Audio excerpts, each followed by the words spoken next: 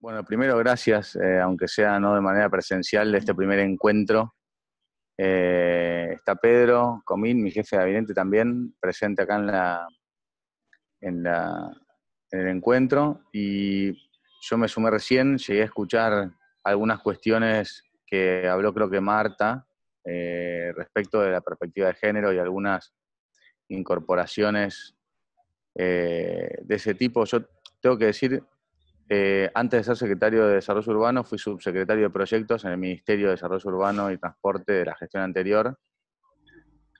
Los proyectos que llevamos adelante, entre otros, son la permuta de la Manzana 66, del Parque de la Estación, la Plaza Clemente, la demolición del Elefante Blanco, y algunos proyectos que tienen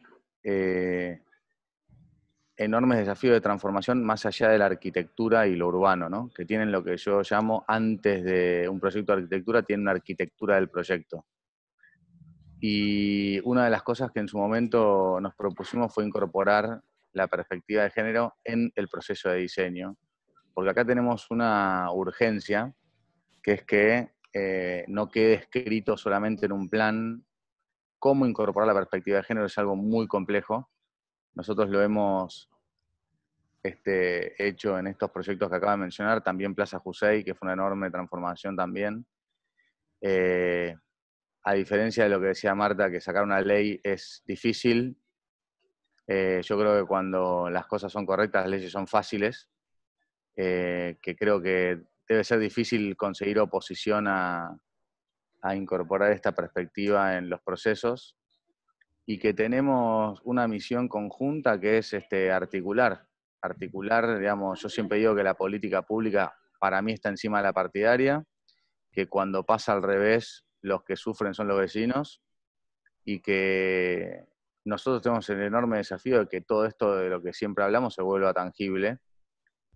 A mí me gusta venir de los proyectos y de los proyectos que se ejecutaron, porque todos esos proyectos tuvieron atrás una ley, todas esas leyes tuvieron atrás procesos de participación y consensos. Nosotros armamos hace 4 años la Dirección General de Antropología Urbana, que se dedica a la construcción de consensos en el territorio, y todos los proyectos que hicimos finalmente fueron puntos convergentes hacia la búsqueda de un consenso.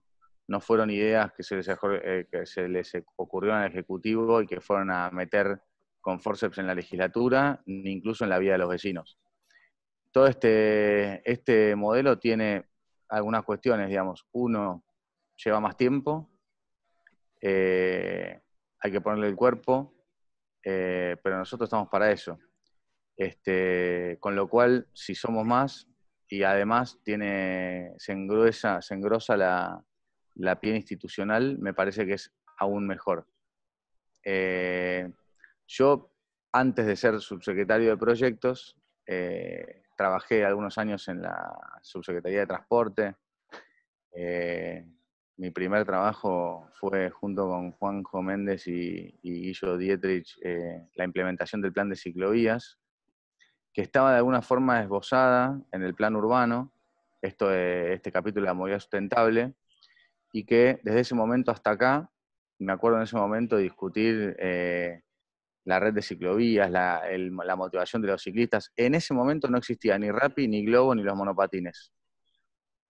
Entonces nos enfrentamos, que son los principales usuarios de la red de ciclovías hoy, entonces nosotros nos enfrentamos a una visión del 2035 o una visión de largo plazo que es imposible de abordar. Hace un mes, ninguno de nosotros iba a pensar que algunos de los cambios culturales que estamos viviendo hoy, como tener una reunión por Zoom o estar todos encerrados en nuestra casa, era posible o probable. Imposible que cualquiera de nosotros haya vaticinado imaginarse acá. Entonces, creo que tenemos que tener en cuenta a la hora de hacer estos planes que estamos atravesando una revolución tecnológica, que es la primera pandemia hiperconectados, y que la realidad es que un plan, o sea, yo digo, estamos volviendo a la legislatura dentro de pocos días, si el aislamiento nos lo permite. Ayer sesionó la legislatura por primera vez de manera por primera vez fuera del recinto, para que se den una idea, presencial, pero no en el recinto, para guardar distancia social, y que creo que es la primera vez que realmente se interpelan todos los planes que escribimos hasta acá, por lo menos desde que yo estoy en la gestión pública. Se interpelan los planes de largo plazo, el largo plazo como un valor, es decir, no quiero decir que no haya una visión de largo plazo, por supuesto, pero una implementación paulatina y escalonada que de golpe se hackea por diferentes variables, que insisto, en un mundo hiperglobalizado, también prolifera más rápido. O sea, esto apareció en diciembre y hoy estamos todos encerrados. Tal vez en otro momento de la historia, una epidemia en África no hubiese llegado a América, ni por lo menos en este tiempo. Entonces, hoy con, qué sé yo, más de miles de vuelos todos los días llegando y saliendo de todos los aeropuertos, cómo atraviesa esto el desarrollo económico, cómo atraviesa la perspectiva de género. Estamos viendo mayor grado de denuncias de violencia de género a raíz del aislamiento. Entonces digo, guarda, que el tema género no es solo ponerle nombre a la calle, ¿no? O sea, poner nombre a la calle es simple, lo hacemos. Digo, eso pongámoslo como primero en la lista. La cuestión es cómo hacemos para que nuestra sociedad realmente incorpore esto como una costumbre. Y acá tenemos una oportunidad. Hoy tenemos una oportunidad, es una casualidad que con Guillermo, desde que nos juntamos y planeamos esta reunión que iba a ser presencial, iba a ser cara a cara y todo esto, y hoy nos encontramos de esta manera, esto nos enfrenta a una enorme oportunidad, me parece, que es que hay un montón de cambios culturales que se van a provocar mucho más rápido y acelerados que si los hubiésemos planteado discutiendo cómo escribimos el artículo de la actualización del plan. Que tal vez volver todos los años con un plan de legislatura sea lo sano y lo correcto, porque uno no puede prever el comportamiento humano más allá de un año. Tenemos a toda la dirección de antropología tratando de, de comprender y bajar a tierra cuáles son los nuevos comportamientos y las nuevas dinámicas sociales a partir del aislamiento y cuáles van a ser las que queden, porque es verdad que no vamos a volver a foja cero después de esto, pero tampoco es cierto que vamos a ir reuniéndonos por Zoom todo el tiempo. No sé ustedes, pero a mí me queda la cabeza quemada después de un día de 7 Zooms, como me está pasando últimamente. Entonces, me parece que no todo va a quedar, no todo va a pasar, pero me parece que esto llega en un momento donde el plan tal como lo hubiésemos actualizado seguramente se interpela. Entonces, me parece que tenemos que hacer mucho foco en la metodología, mucho foco en la participación bien entendida. Siempre digo que la participación, la antropología urbana es de alguna forma la participación, pero direccionada a un proyecto en particular, y es cómo se manejan esos procesos de participación. No es solamente si hay participación o no, sino cómo es ese proceso, y me parece que la participación o esta agenda institucional conjunta tiene que ver con eso, es cuáles van a ser nuestros objetivos, cómo va a ser nuestra interacción, cuáles van a ser los acuerdos a los que podamos llegar y cómo los vamos a bajar, para que no suceda lo que creo yo sucede siempre, que es el gato y el ratón, el ejecutivo de alguna forma interpelado por un montón de actores, desde la legislatura hasta el Consejo del Plan Urbano. Hoy yo lo que le planteo al Consejo del Plan Urbano, y esto lo hago extensivo a ustedes, es sean parte, métanse de lleno. No somos nosotros quienes tenemos que invitarlos o no. Digo, nosotros deberíamos pedirles que no se metan tanto. Es decir, la puerta está abierta. Yo siempre digo que desde el 10 de diciembre hasta hoy solamente me dedico a generar situaciones para que las cosas buenas sucedan. Nosotros tenemos que generar condiciones. Eso es lo que tenemos que hacer siempre. Digo, nosotros del Ejecutivo plantea una discusión abierta, y después que cada uno responsablemente tome su oportunidad para hacer algo productivo, ¿no? Me parece que ese es como el rol de cada uno, y de mi lado lo que van a encontrar siempre es apertura total, diálogo mano a mano, cara a cara, bueno, o en esta modalidad, que es lo más parecido a cara que tenemos, y, y todo mi equipo a disposición también para, para trabajar en esto. Creo que Guillermo puede dar un poco de testimonio de esto. Con el Consejo estamos teniendo una muy buena dinámica. En la legislatura, digamos, yo ya soy casi legislador honoris causa por la cantidad de proyectos que hemos llevado y sacado en el último tiempo. Con lo cual, digo, úsennos, usémonos mutuamente para llegar a los objetivos que juntos nos pongamos. Perdón si me extendí demasiado en la presentación. No sé si Pedro, por ahí querés agregar algo.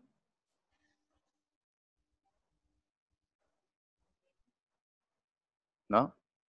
Lo tengo acá cerca, estamos en el centro de monitoreo de incidentes, aquí en Uspallata, perdón el contexto, y hacemos guardias rotativas para monitorear incidentes surgidos de la crisis. No te escucho, Guille, porque estás muteado. Sí, hola. Sí, Sí. bueno, gracias, sí, Álvaro. Me parece que tenemos una gran oportunidad de repensar la ciudad con una visión de futuro. Nuestro plan estratégico participativo Buenos Aires 2035 incorpora algunos ingredientes que podrían ser recuperados por el plan urbano ambiental, con lo cual me parece que hay una sinergia que empezar a construir y puente que empezar a tender que nos permitan trabajar articuladamente, pensar una ciudad con visión de futuro, donde con una mirada multiactoral que podamos sentirnos todos satisfechos respecto del escenario de crecimiento deseado. Así es. Digo, cuenten con eso. Creo que finalmente tenemos que ver más, digamos, cómo lo logramos, pero todos tenemos el mismo objetivo, que es tener una visión de la ciudad, digamos, de un plazo o de varios plazos, largo, mediano y corto, teniendo en cuenta todas estas variables nuevas, y tenemos tiempo para hacerlo. Así que yo celebro esta reunión, conocer un poco a cada uno, aunque seguramente ya tengamos tiempo para conocernos más en detalle y cara a cara. Recién señalaba Graciela Brandaris, a quien la veo ahí de Sociedad Central, que uno de los temas que no había aparecido en agenda del PUA original y tampoco en los debates posteriores, por ejemplo, tenía que ser el de las migraciones urbanas, ¿no? Este nuevo fenómeno que irrumpió las ciudades en general y Buenos Aires en particular. Y bueno, de esta diversidad de enfoques aparecen temas para incorporar en agenda que me parecen sumamente importantes. Sí, creo que van a seguir apareciendo. Yo creo que el tema sanitario, algo que nosotros, no sé, creo que la mayoría son arquitectos. eh, Digo que habíamos dejado un poco en la arquitectura sanitarista allá atrás. Hoy creo que vuelve a tener la variable ambiental o sanitaria, digamos, por ponerlo del lado preventivo, un rol mucho más preponderante tal vez que la sustentabilidad entendida hasta hace pocos días como el medio ambiente solamente en términos de verde. Creo que hoy, yo siempre tuve una mirada muy antropológica de la arquitectura, en esto de que la arquitectura es la expresión física de nuestra vida, o debería ser, y que en todo caso los rituales y las ceremonias que llevamos a cabo como humanos, finalmente tienen una forma de expresión física que es en nuestro modo de habitar, ¿no? Es decir, como comemos, cocinamos, como cocinamos, tenemos cocina. Después se volvió tan culturalmente instalado el hecho de la cocina como objeto, que tal vez hay gente que no cocina, pero tiene cocina.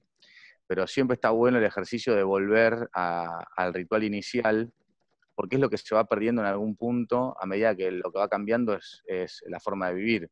Yo hago el comentario de Rappi y de Globo porque posiblemente mi hijo de 7 años, o el de 3 y medio aún más, el día de mañana la cocina que nosotros hoy dibujamos no exista y le parezca un absurdo ir, comprar un montón de elementos para tener algo que si aprieta un botón le llega. Entonces, eso que no necesariamente va hacia ese lugar, pero que existe como variable y que va sucediendo, que tal vez lo que nosotros fuimos viviendo fue cómo se desmaterializaba la cocina. Cuando uno lo lleva al espacio público, al comportamiento en masa, cuando uno entiende que el muro verde no es suficiente para una performance ambiental y una correcta por ahí ventilación cruzada de un ambiente, que es mucho más importante la ventilación cruzada que un muro verde, entonces creo que todo vuelve a tener un poco de sentido. Y hoy básicamente lo que estamos viendo en los medios es cómo la gente se debate entre todos los desarrollos, digo, el desarrollo económico como gran cartel, pero todo lo que viene atrás de eso versus la vida humana. Y entender que nada tiene sentido si la vida humana está en juego, ¿no? Entonces me parece que nosotros, que somos actores, no como por ahí el Ministerio de Salud, donde dirime la cuestión de la vida o la muerte, pero sí nosotros dirimimos de alguna forma el cómo vivimos esa vida, en qué ambientes vivimos esa vida, en qué ciudad vivimos esa vida, cuáles son los espacios públicos en los que vamos a vivir esa vida. Y eso de lo que habla es de la calidad de vida de la gente. Entonces, yo creo que tenemos una enorme responsabilidad a la hora de diseñar cuáles van a ser los lineamientos que nos van a decir cómo queremos vivir en el 2035. Finalmente no es qué ciudad queremos tener en términos morfológicos o en términos superficiales, sino es en qué ciudad queremos vivir. Porque cuando uno hace el ejercicio introspectivo de decir, che, salgo de mi casa, cruzo la calle, llego al parque, ¿cómo es ese camino, ese recorrido que para cada una de las personas que le preguntemos va a ser diferente? Entonces, me parece que hoy empieza a tomar una relevancia suprema los espacios comunes, la vida en comunidad. Nosotros estamos entre dos lecturas de la rectificación del Código de Planeamiento. Es decir, en pocos días en la audiencia pública, decía, cuando se pueda. Y los espacios comunes de un edificio hoy se volvieron casi el único lugar de socialización posible.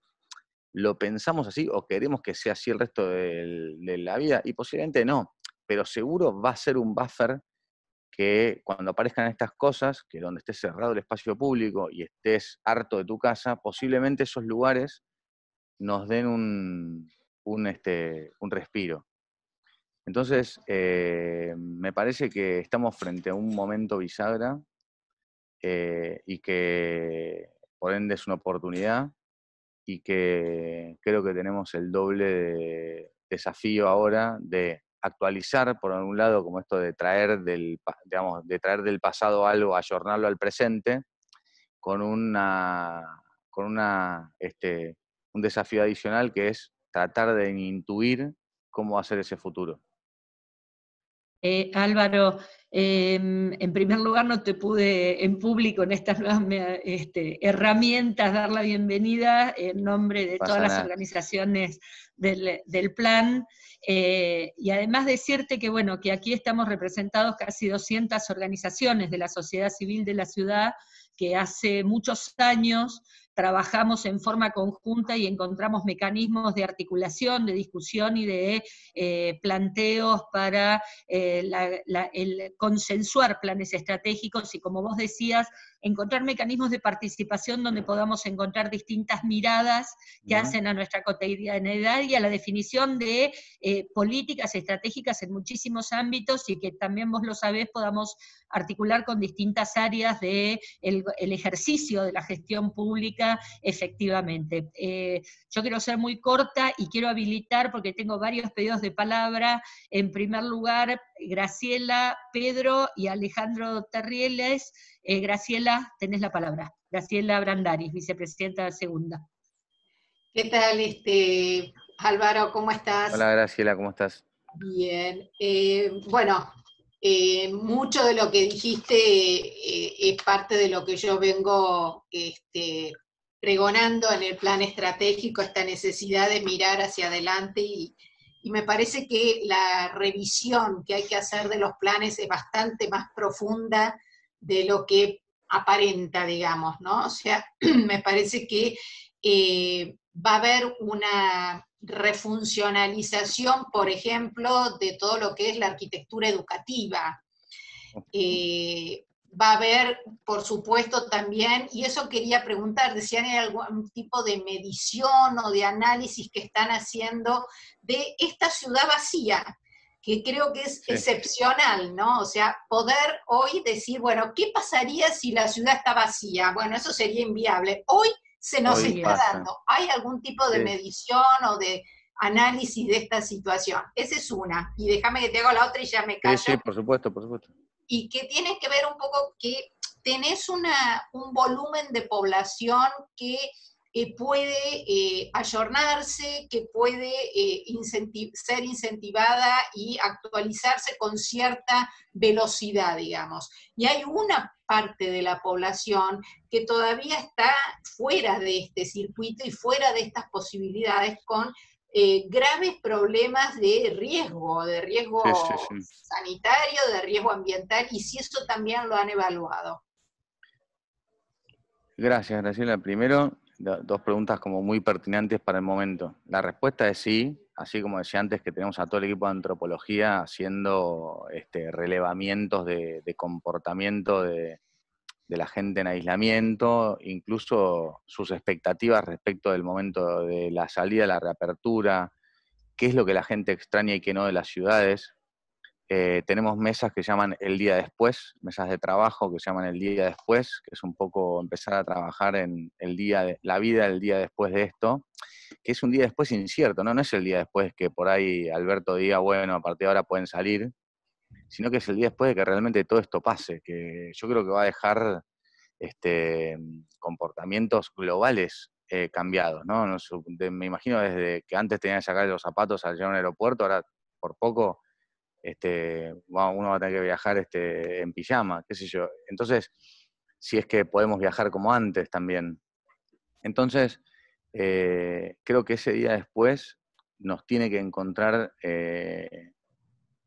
de nuevo, creo que trabajando en eso hoy, eso es fundamental, porque va a pasar esto, o sea, va a pasar de manera decreciente seguramente, y entonces hoy, tal vez mañana nos dejen salir, entonces nos vamos a olvidar lo que fueron esos días adentro donde uno encontró determinadas dinámicas que ya no tenía, y ahora uno las puede dejar de hacer. Yo ahora paso mucho tiempo acá en Casa de Gobierno, y mi única salida es ir a dar una vuelta al Parque Patricios, que es muy loco. Siempre estuvo ahí, siempre me pareció que el edificio de Foster lo honraba de alguna manera, pero nunca mi salida era dar una vuelta caminando al parque, y tengo reuniones que es ir a caminar una vuelta alrededor del parque y volver. Entonces, eso genera un cambio de comportamiento que es inmediato, y acá tenemos una oportunidad en esa línea, Graciela. Yo me imaginaba, y voy hacia la otra pregunta, que era esto de una determinada población que tiene menor resiliencia a estos cambios.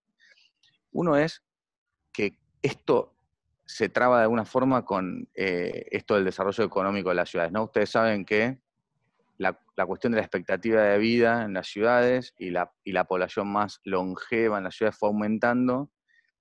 De alguna forma, la pirámide productiva, digamos, era como se iba cambiando de forma, es decir, cada vez menos gente sostiene a más gente, ¿no? Y esto de alguna forma entra de lleno ahí, en el sentido de que justo esa población, entre comillas, improductiva, por poner un corte económico, es aquella que más hay que cuidar y que más herramientas hay que darle para gestionar esta vida actual que estamos pasando. Hace poquitos minutos acá adelante, Horacio, el jefe de gobierno, el vicejefe y el jefe de gabinete dieron una conferencia de prensa respecto al programa de adultos mayores, que posiblemente tengan un periodo de aislamiento aún mayor que otras personas, por lo que en este momento el riesgo sanitario y la salud implica para ellos. ¿Y cuál es el rol del resto de la sociedad respecto de ese contexto que tiene un adulto mayor? Entonces, yo creo que esto va a traer a nosotros un montón de conciencia respecto del otro, cosa que en los últimos años del mundo actual todo tendió a ser como, bueno, el desarrollo de uno, todo personal e introspectivo, cuando hoy estamos todos preocupados por nuestra madre, nuestro padre, nuestro hermano, que va a estar más tiempo que no. Mi mamá me llama a mí y me dice, cuando vuelvas, yo puedo circular, entonces me dice, cuando vuelvas me traes cigarrillos, que la Shell está abierta. Entonces, cosas que antes, hoy, yo estoy absolutamente a disposición de mi madre. Siempre estuve, pero hoy estoy realmente. Entonces, creo que nos va a requerir a nosotros ponerle muchas más herramientas a disposición, herramientas más simples. Creo que también tenemos oportunidades respecto de un ejemplo que me viene a la cabeza siempre y me parece muy claro, es nosotros venimos trabajando como sociedad hace un montón de tiempo para separar residuos. Hoy, ante la emergencia, si mañana nos dijeran que el camión de basura va a pasar solamente martes y jueves, no todos los días, y que los sábados solamente va a pasar a retirar todos los residuos que no son orgánicos, hoy rápidamente nos adaptaríamos. Y tal vez el día después no haya que volver a pasar todos los días con todos los camiones para pasar todo, a buscar toda la basura que la gente tira. Entonces, en esas cuestiones creo que tenemos una oportunidad, que es que esto acelera cambios culturales y por supuesto esa población que decía antes absorbe los cambios culturales de diferente manera, porque hoy estamos atravesados por la tecnología. Entonces, la gente, los adultos mayores tienen, a veces pensamos, menor acceso a la tecnología, pero esto puede provocar que todos tengan Zoom y que entonces todos los días se conecten con su hijo que vive afuera. Entonces, tiene esta cuestión un poco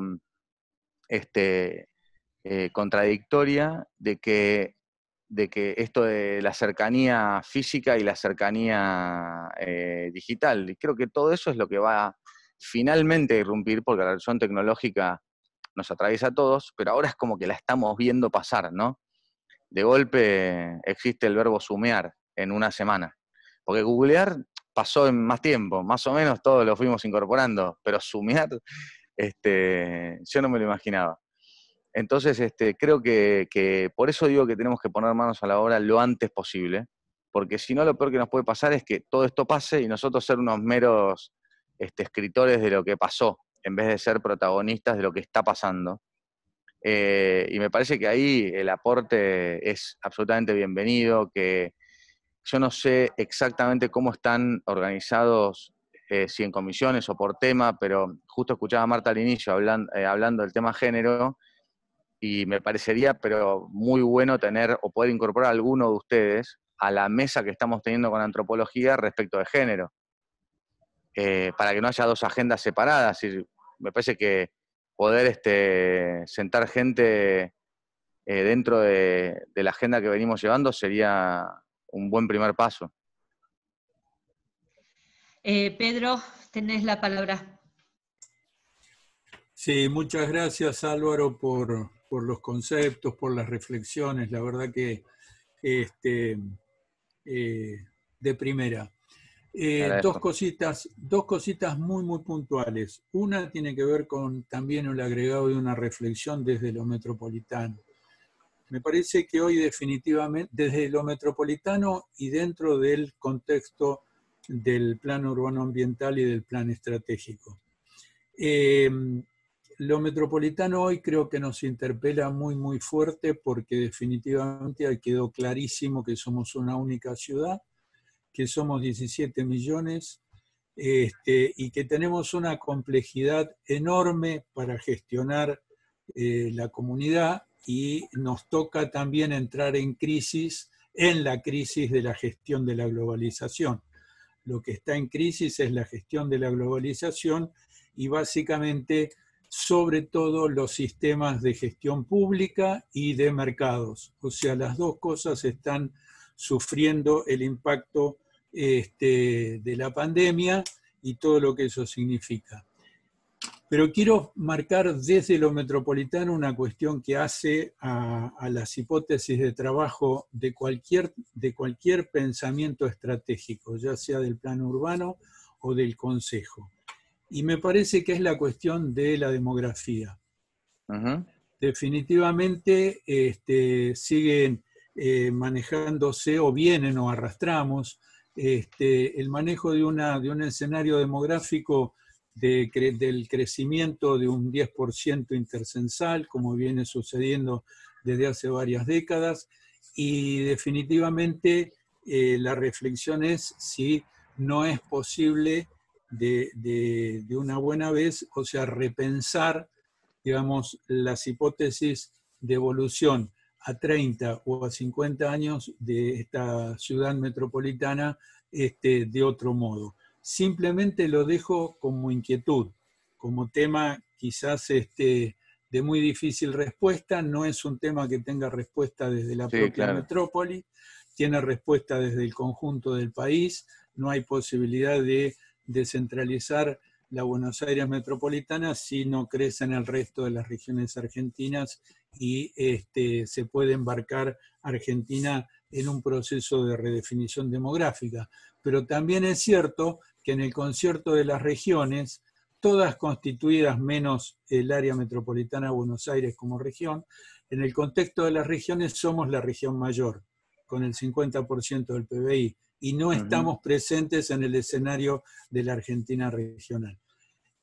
Simplemente, esta es Pedro, una... solamente un comentario de eso, y es que hoy quien está a cargo dentro del Consejo del Plan Urbano, junto con Guillermo de la actualización, es Gabriel Lanfranchi. Él es arquitecto y es quien dicta el posgrado de Planeamiento Urbano Metropolitano en el FADU. Un poco la elección del perfil tiene que ver con este comentario que haces. Yo creo igual que vos, que es un tema ya, es la escala en la que tenemos que hablar. Después, por supuesto, hay miles de temas político, gobernanza, etcétera, pero la escala de todo creo que es la escala metropolitana. No, está bien, te agradezco, sí, sé de Gabriel y está un gran vínculo como para articular. Inclusive sé que Gabriel está ya planteado un puente con el equipo de la unidad de coordinación y con el plan estratégico. Así es. No, el segundo tema, y en realidad esto es mucho más operativo, si pudieras sintéticamente las balizas de cómo va a ser la tarea, cómo es la tarea de actualización, para que el comité en su conjunto se ubique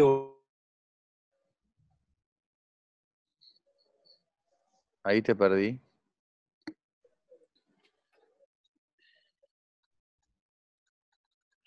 Pedro, quedaste congelado.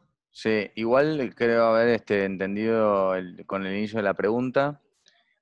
Justo estamos terminando de trabajar una presentación que tiene que ver con la metodología de trabajo, que la está trabajando Gabriel con Guillermo y con parte de... para la próxima reunión que tengamos, presentarles una metodología de trabajo y ver de qué forma o dónde creen ustedes que podría ser la articulación con el Consejo. Antes, tengo varios pedidos de palabra, con lo cual quiero hacer una intervención muy cortita y después pido que sean preguntas puntuales, así todos tienen posibilidad de intervenir. Álvaro, para contarte un poco, el comité ejecutivo, para que entiendan, el comité ejecutivo está integrado, que es la reunión que estamos teniendo en este momento, por representantes de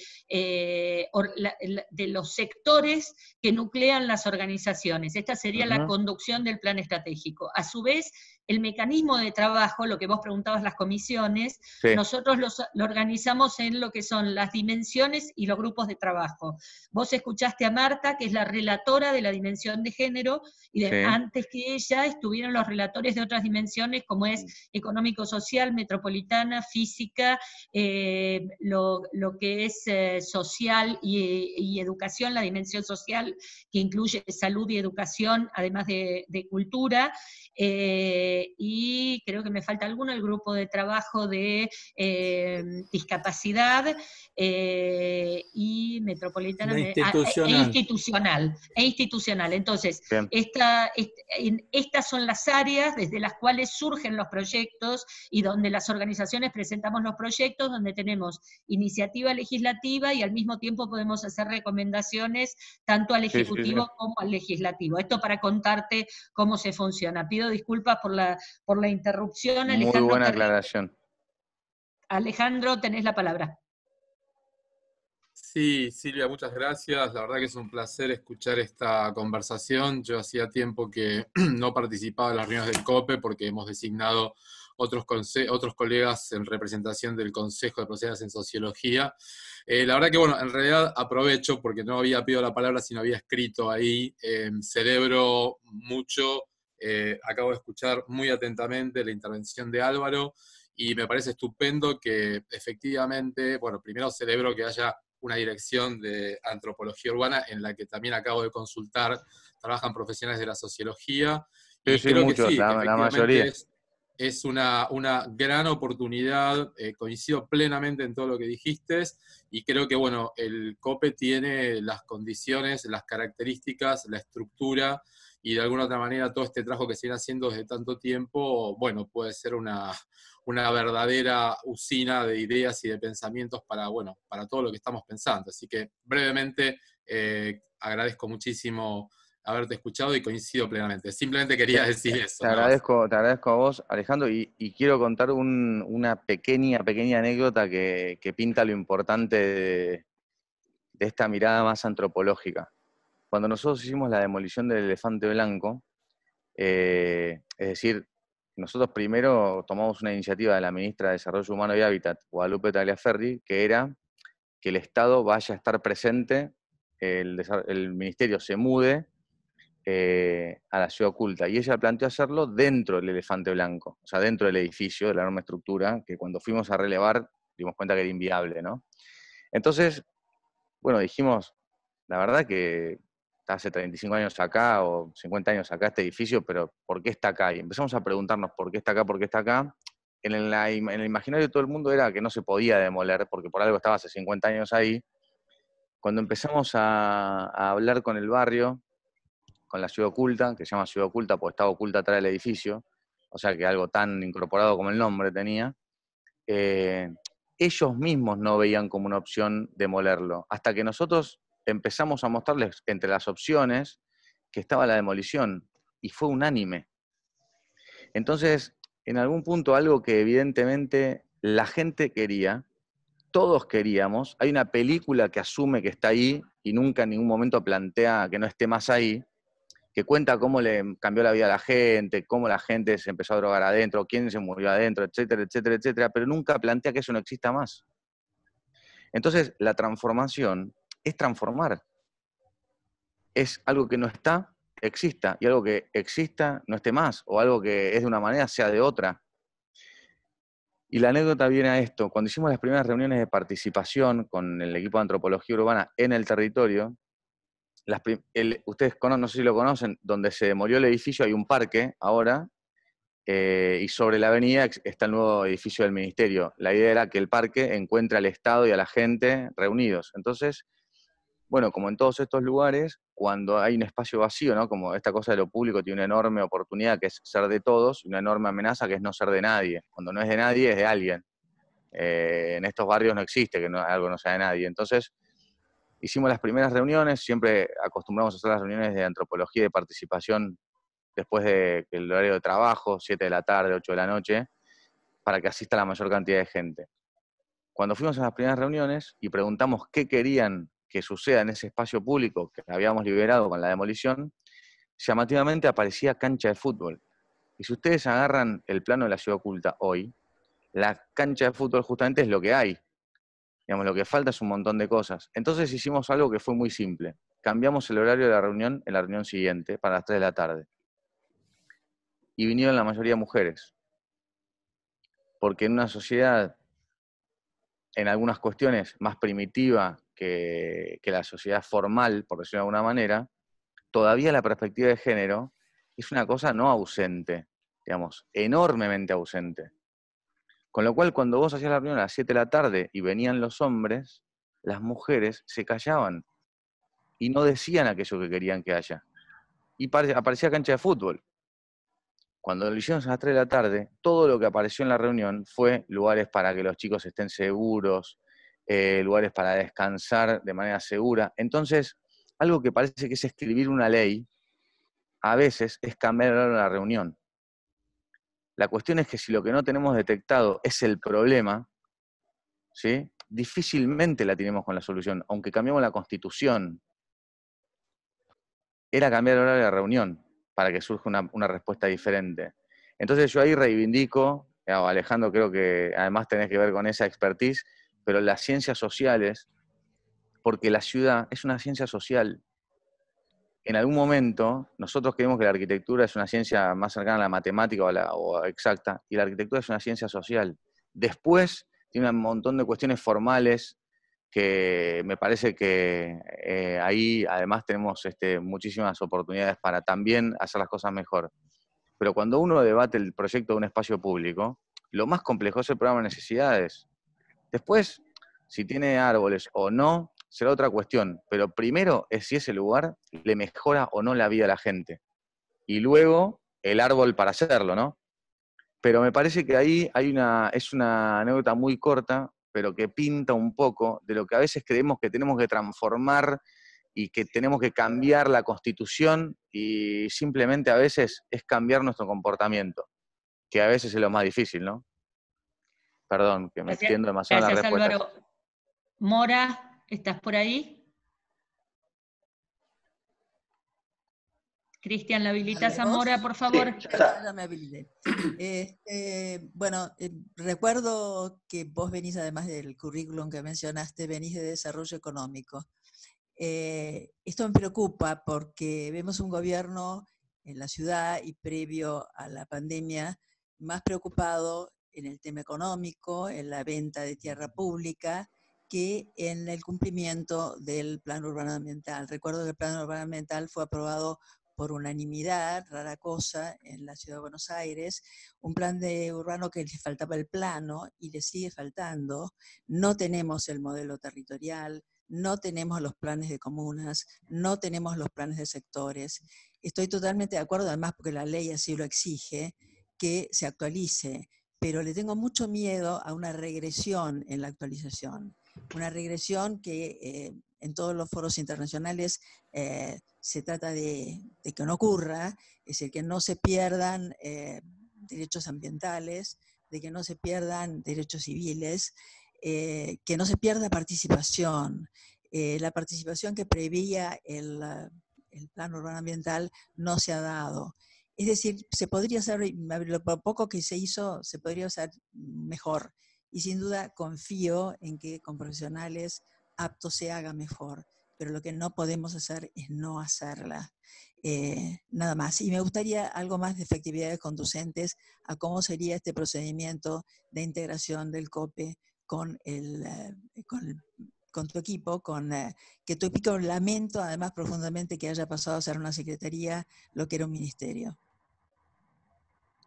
Sí, mira, Mora, dos cosas. Primero, para mí vincular el desarrollo económico con la venta de tierras es una simpleza. Es decir, digamos, yo no estoy ni a favor ni en contra de la venta de tierra. Yo estoy a favor o en contra de qué vas a hacer con eso. No sea cosa que ante una emergencia sea un recurso que vayan a usar todos.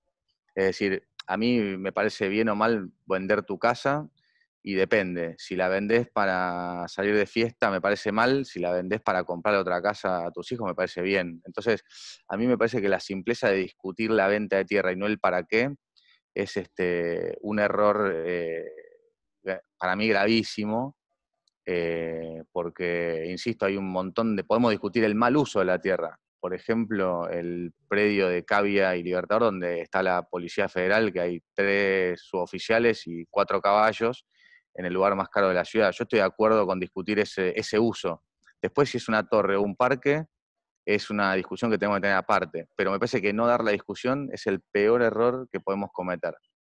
Lo segundo es que acabo de contar que armamos una dirección general entera institucionalizando la participación. A mí, el Parque de la Estación fue un proceso muy interesante. Durante 18 años los vecinos de Once pelearon para que el gobierno nacional, en ese momento creo que estaba al mando Randazzo del tema ferroviario, le dé la tierra ferroviaria para hacer un parque.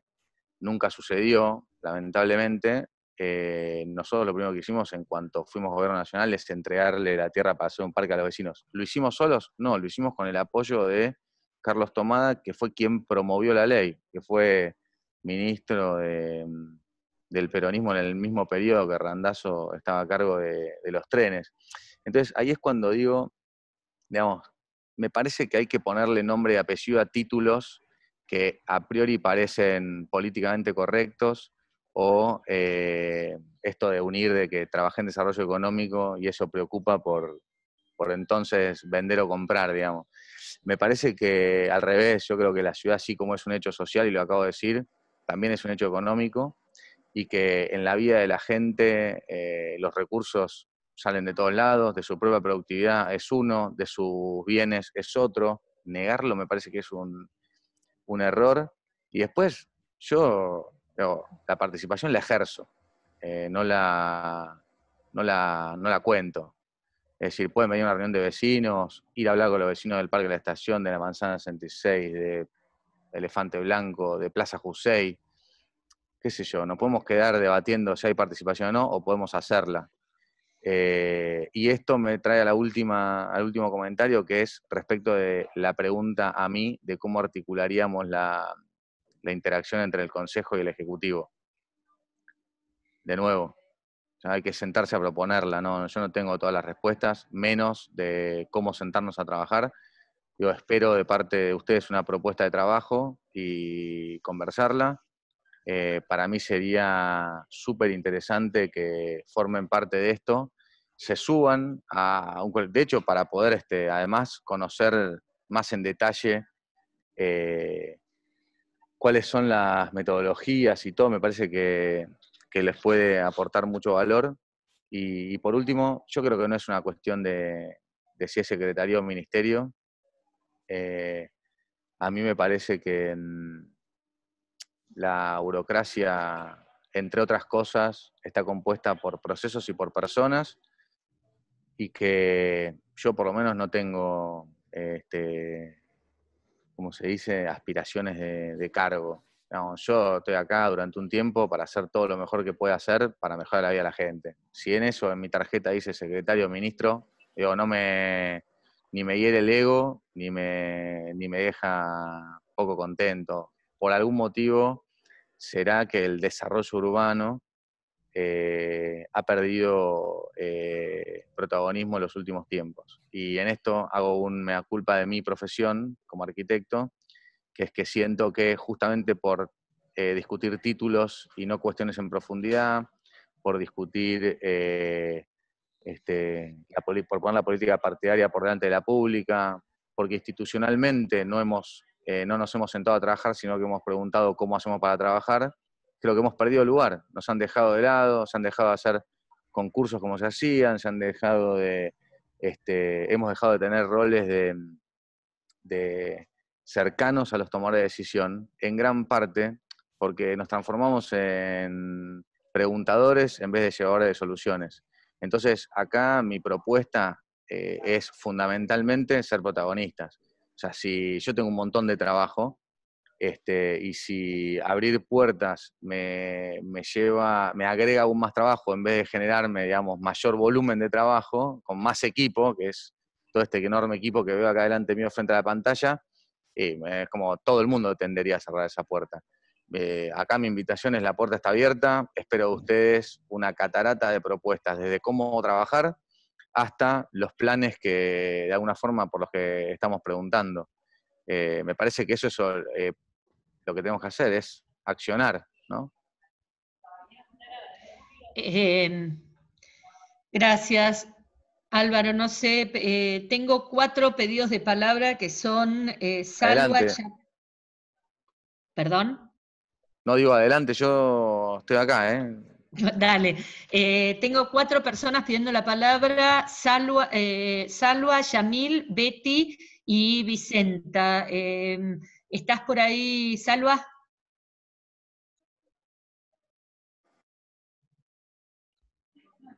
Me parece que se paró. En realidad ella hizo una pregunta, estoy tratando de buscarla en el chat, pero lo que estaba preguntando Álvaro es, en esta situación de pandemia, qué políticas públicas se están implementando para la gente en situación de calle y los sectores más vulnerables, en términos de la pandemia.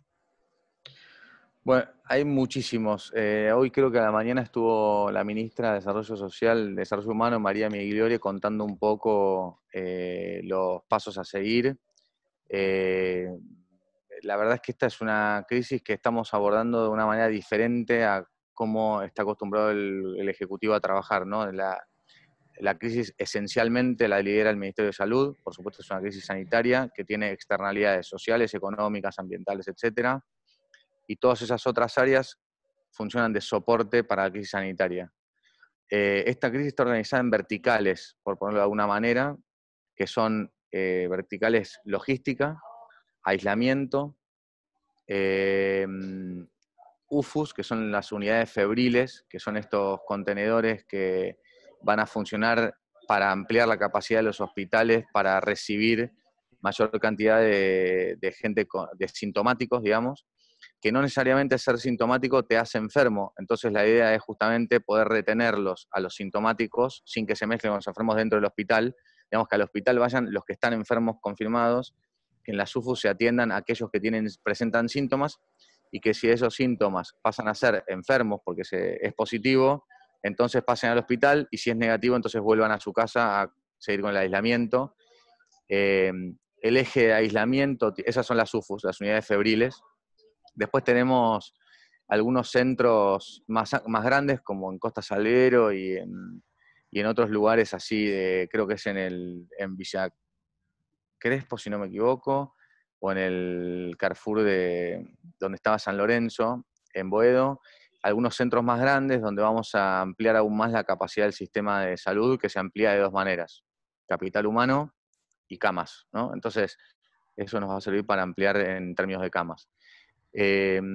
Después, en términos de logística, hay muchas cuestiones que tienen que ver con el traslado de una persona con síntomas o enferma y de qué forma se hace ese protocolo. Estamos trabajando también en una red de logística, incluso de personas que tienen el protocolo certificado, que pueden trasladar a una persona, por ejemplo, de un hotel en el que estaba aislado por venir de un país de riesgo, a su casa una vez que cumple la cuarentena, que es en ese trayecto no se contagia. Ustedes saben que por el alto grado de contagio que tiene el virus, funciona de manera como aritmética exponencial, es decir, uno contagia a 4, esos 4 contagian 4 y esos 4 contagian 4, con lo cual la única forma de retener eso es anular a ese uno que puede contagiar, porque no es esa persona, sino es todos los que hubiese contagiado a lo largo del tiempo. Por eso es que el mejor antídoto es el aislamiento, el lavado de manos y la no socialización.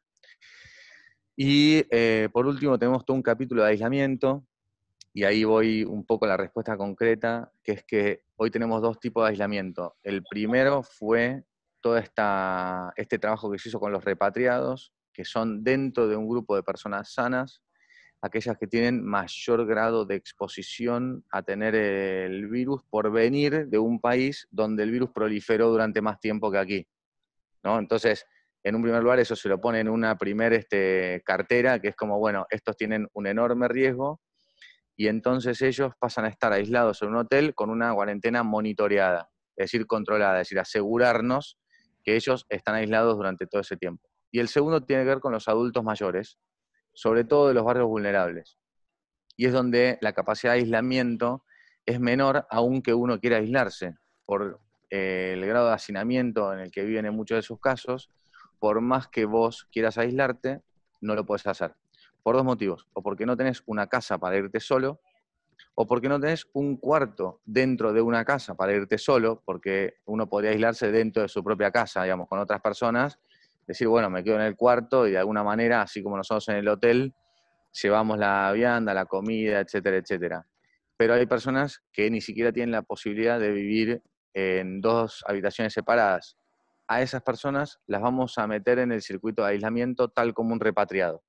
Por supuesto, eso es voluntario, es optativo, pero lo que tenemos que generar es la oportunidad para que ellos tengan un lugar a donde aislarse. Así que nos parece que hoy lo más importante tiene que ver con cómo aislar a las personas que no pueden aislarse aunque lo quieran. Creo Gracias, que había un comentario respecto de esto en particular. María Victoria Fermani, ¿puede ser? Sí, yo. María Yo tuve Victoria. dos casos en mi familia justamente, y estuvieron aislados por tenerlo, haber dado positivo. En un caso fue mi cuñado, que por suerte tenía OSDE, digamos. ¿Él venía de afuera? Venían de Londres, sí. Entonces, en ese caso, OSDE se comunica con él vía internet, pasa el examen, lo pasa a buscar, lo llevan al Otamendi. Lo tuvieron una semana, le hicieron el hisopado, todo. Vuelve, le dieron el alta. Ahora, el tema del alta lo estuve viendo con varios médicos de diferentes clínicas, porque, por ejemplo, mi hermana, que fue el mismo caso, al tener ACOR, que no tiene, digamos, al tener una prepaga, digamos, no tenés respuesta, salvo de la prepaga. Si la prepaga responde, y depende cómo responda la prepaga y los insumos que tenga, digamos. No todas te hacen los mismos, la cantidad de hisopados. Sí, claro. Por ejemplo, en la Austral te hacen, para darte el alta, te hacen 2 hisopados negativos. En el Otamendi te dan el alta vía mail, digamos, no te hacen un hisopado para darte el alta. Ajá. Entonces, yo estuve hablando con varios médicos de diferentes lugares, y pasó también en el Mater, que el otro día estuvo una chica pidiendo el alta, y no sabían cómo era el sistema, digamos, el protocolo, como no hay. Y yo lo que vi era que faltaba como un manual, o una guía para el enfermo, digamos, cuáles son los pasos a seguir después, como... Mirá, yo no soy médico, por supuesto. No, pero como esto para planteárselos como un tema que... No, súper interesante. Lo dijeron los médicos me dijeron todos que estaban con el protocolo, cuál era para poder atender al enfermo sin contagiarse, con todo ese tipo de protocolo. Pero no para el día después del enfermo. Pero estaba faltando la parte del alta. Bueno, lo voy a comentar. Sí. Me parece muy bueno tu comentario. Sí. Espero, por supuesto, que ambas personas que contaste estén bien. Y la verdad es que también lo que yo veo acá en Casa de Gobierno es un enorme esfuerzo de ir escribiendo a medida que va pasando, ¿no? Porque pareciera que la realidad es que esto nos sorprendió a todos, dio a todo el mundo, y de a poco se van escribiendo los protocolos a medida que van pasando los casos. En Argentina, por suerte, como vemos, la verdad es que por diferentes situaciones viene sucediendo relativamente bien. Cuando digo relativamente es porque hay creo que 60 muertos al día de hoy, que cuando uno lo compara con otras ciudades del mundo es muy bajo, cuando es un familiar de uno es gravísimo, con lo cual por eso digo relativamente, pero lo voy a levantar tu punto, me parece... Sí, porque la verdad es que lo estuve viendo en varios casos. Tengo también un conocido que falleció en Río Cuarto, pero fue por una descompensación. Pero el tema que más vi, porque hablé con una infectóloga que está en un hospital público, hablé con gente del Mater, hablé con gente del Austral, como el problema entre lo público y lo privado, ¿no? Cuando tenés una prepaga pasa a ser un tema de la prepaga y cómo lo manejan las prepagas, digamos. Hay algunas que no te responden. Entonces, eso pasa a ser todo un tema. Y después el tema del alta, que ninguno tiene como un protocolo claro a seguir. Ambas cosas las tomo nota para levantarlas en las diferentes mesas en las que estoy. Estamos muy ajustados de tiempo, tratemos de remitirnos a la convocatoria, a los temas de la convocatoria. Tengo la palabra, como dije antes, Yamil, Betty y Vicenta. Yamil, tenés uso de la palabra. Gracias, Silvia. Hola, Álvaro. Yo soy el gerente de la unidad y bueno, venimos trabajando con el vínculo que estás haciendo respecto a esto con Jorge Giorno. Y la idea es que lo hemos planteado, yo coordino la coordinación general de las dimensiones, que fueron las que te explicó Silvia cómo trabajamos. Estoy en continuo comunicación con Guillermo, obviamente, y también con Gabriel, que somos compañeros docentes de la facultad, así que ese vínculo por suerte está dado. Hemos hablado bastante sobre esto, sobre el PUBA y el COPE en dimensión metropolitana, en física, pero la idea es ampliarlo, sobre todo con tu charla que está buenísima, a las demás dimensiones también de trabajo. Y vos dijiste que ibas a armar que iba a salir la presentación de metodología, así que la realidad es que después, cuando tengan esa presentación y ver las mesas de trabajo que ustedes van a plantear, ahí podríamos ver cómo el COPE se inserta. Estoy totalmente de acuerdo. Poder ver qué dimensión o qué organizaciones en particular. Yo me trabajo con Guillermo y con Gabriel en eso para ver de qué forma nos podemos incorporar, las organizaciones se pueden incorporar a las mesas que vos plantees para trabajo. Me parece que está buenísimo. Me parece excelente, Yamil. Tu propuesta. Gracias. Ok, Betty Clavería, tenés el uso de la palabra. ¿Está Betty por ahí? Hola, sí, ahí sí. está. ¿Me escuchan? Sí, sí. Sí, sí. Sí. Álvaro, felicitaciones porque me encantó cómo fuiste diciendo y construyendo, aunque digas que la profesión no tenía nada que ver, como lo dice una psicóloga social. Yo te hice un abstract, una síntesis de lo que me resonó en todo lo que hablaste. Todo con la letra C. Conectividad, que lo trabajamos en todas las dimensiones.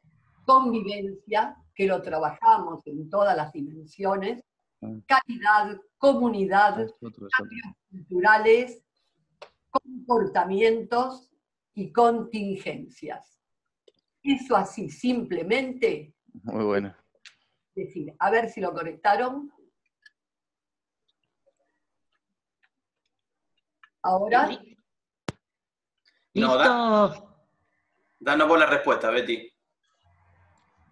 Bueno, dije simplemente que en las dimensiones, muchos de estos puntos que en el abstract de lo que habló Álvaro le hice, está sintetizado con la letra C. Conectividad, convivencia, calidad, comunidad, cambios culturales, comportamientos, contingencias. Todo esto tiene que surgir si para transformar empezamos por transformarnos nosotros. Nada más que eso. Gracias, Betty. Muchas Álvaro, gracias. te hago un comentario que me están pidiendo por el chat en nombre de varias organizaciones, antes de darle la palabra a Vicenta, y es un planteo respecto a que están faltando protocolos de atención al público en los despachos de comida. Cosa que es cierto, hay algunas dificultades respecto a que los propios comerciantes no saben cómo implementar el mecanismo de funcionamiento. Ajá. Bueno, también lo levanto. Gracias por eso también. Vicenta, tenés la palabra.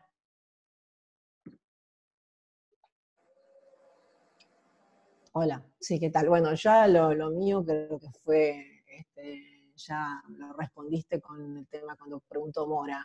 Primero, la verdad que te agradezco la participación, me pareció excelente la participación, los aportes y sobre todo la postura que tenés, me parece bárbara, creo que todos lo compartimos. Mi inquietud había sido al inicio, justo después de que vos habías mencionado el tema de la dimensión de género, de cómo podía participar en la parte ejecutiva. Bueno, mi preocupación pasaba por eso, de que pudiésemos trabajar más integradamente, interaccionar entre el COPE y el Ejecutivo, para no sentirnos que vamos paralelos, ¿no? Porque esto de totalmente. Trabajando, sentirnos siempre paralelos y no de manera integrada. Así que me pareció genial el aporte tuyo, el de Yamil, que está concretando esto de la interacción, y bueno, me parece que por ese es el camino que me parece que es el que va a dar más frutos.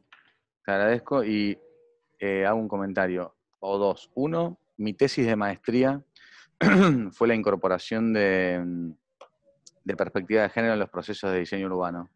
Es algo que me interesa mucho desde siempre y que me parece que realmente falta escribir sobre eso.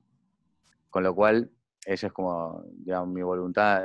Realmente tengo mucho interés sobre ese tema. Me parece que corremos el riesgo de que el género sea justamente, por ahí tomo lo que dijeron antes, lo de poner el hombre en una calle o pintar un lactario de rosa en una plaza, y me parece que eso sería un error enorme. Así que me parece que vale la pena discutirlo. Y lo segundo es que creo que es un desafío conjunto el de integrarnos.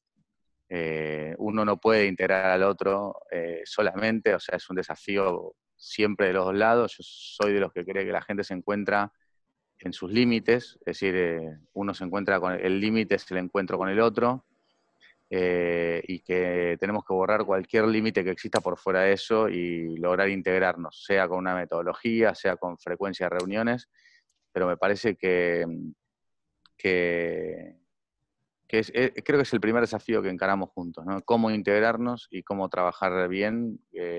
Después van a venir las discusiones y los resultados, pero primero que todo es eso. Vicenta, aclara por favor de qué organización estás representando. Perdón, de la Universidad Abierta Interamericana. Muchísimas gracias. Bueno, perdón.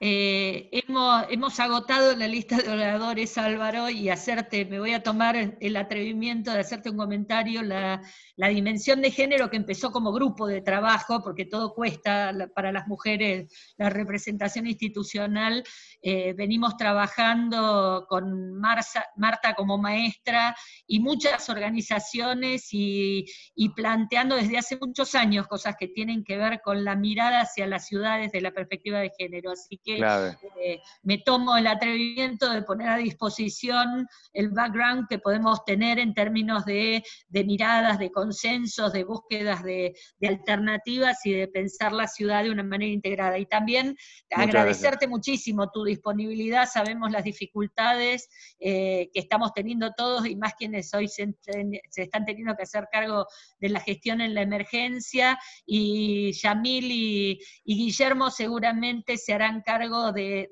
las efectividades conducentes y operativas para que podamos iniciar una forma de trabajo conjunto en donde poder encontrar caminos comunes. La crisis nos encuentra ocupándonos de lo urgente, pero la idea es tratar de no sacarle tiempo a lo importante. Esto para mí es súper importante. Me parece que realmente que podamos articular un camino integrado es importantísimo. Así que les agradezco a ustedes. Espero que la próxima o la otra la podamos hacer presencial. Y le agradezco a Guillermo también las gestiones para vincularnos. A partir de ahora, por ahí Yamil, vamos a estar seguramente más en contacto para operativizar en el futuro. De vuelta, gracias a todos por la escucha y por las preguntas.